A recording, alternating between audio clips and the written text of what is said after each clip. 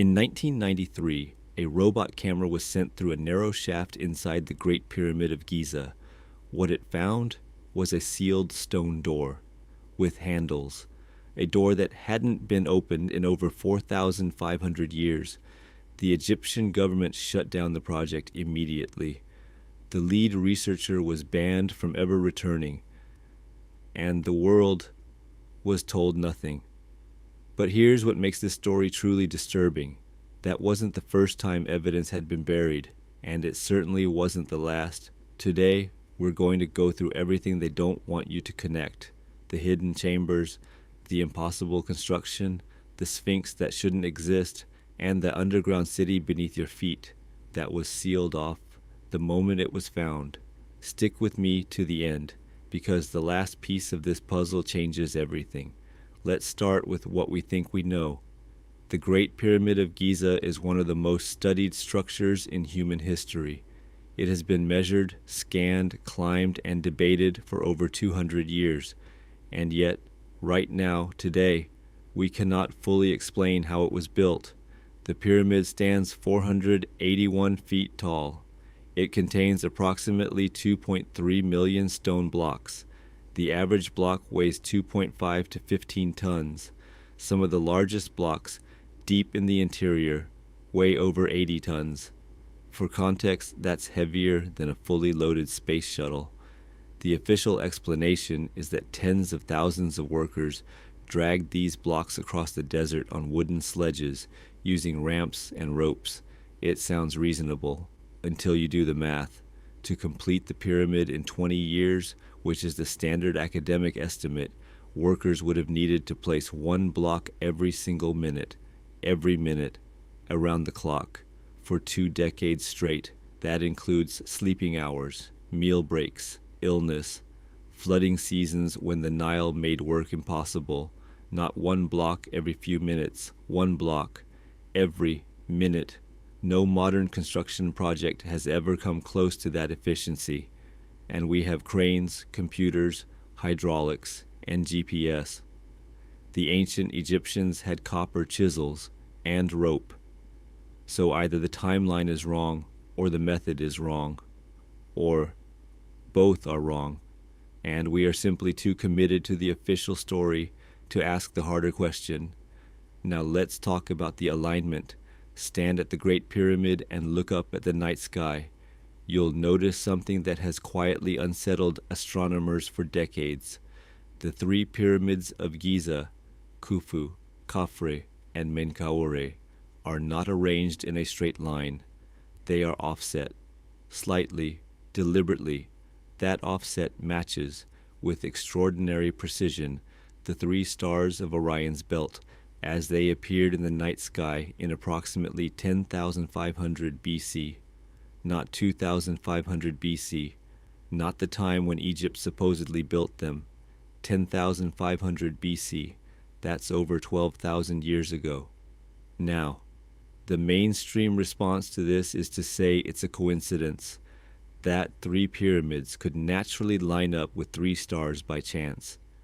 But here's the thing, the precision of that alignment isn't approximate, it's exact, down to fractions of a degree. And the orientation of the Sphinx, which sits directly east of the pyramids, points precisely to the position of the constellation Leo on the horizon at the spring equinox in 10,500 BC. Not 2,500 BC, 12,000 years ago. Someone either planned that alignment thousands of years before the pyramids were built, or the pyramids themselves are far, far older than we're being told. Which brings us to the Sphinx. The Great Sphinx of Giza is the largest monolithic statue on Earth. It is carved directly from the bedrock of the Giza Plateau, and for most of recorded history, we assumed it was built by the pharaoh Khafre around 2,500 BC. That assumption is starting to fall apart. In the early 1990s, a geologist named Dr. Robert Schoch, a professor at Boston University, conducted a detailed study of the erosion patterns on the Sphinx's body. What he found was unexpected. The damage wasn't from wind erosion. It wasn't from sand abrasion, it was from water, specifically heavy, sustained rainfall. Deep vertical fissures carved into the limestone, rounded undulating channels that can only form when water flows repeatedly over stone across centuries. Here is the problem with that finding. The Sahara Desert has been dry, genuinely deeply dry, for at least 7,000 to 9,000 years. The last time the Giza region experienced the kind of prolonged rainfall that could cause that level of water erosion was before 7,000 BC at the absolute earliest. Many geologists put it closer to 10,000 to 12,000 BC. Dr. Schoch published his findings. They were peer-reviewed, they held up. The Egyptological establishment's response was not to refute the geology, it was to question his motives. One prominent Egyptologist told him directly, and this is a quote, "We know who built the Sphinx. We don't need geologists to tell us otherwise." That is not science. That is a conclusion in search of evidence, and it should concern every one of us. Now, back to that robot. Rudolf Gantenbrink, the robot called untouched. Gantenbrink had spent years designing a small robotic crawler specifically to explore the narrow internal shafts of the Great Pyramid, passages too tight for any human to enter. In March of 1993, untouched was sent up the southern shaft of the Queen's Chamber.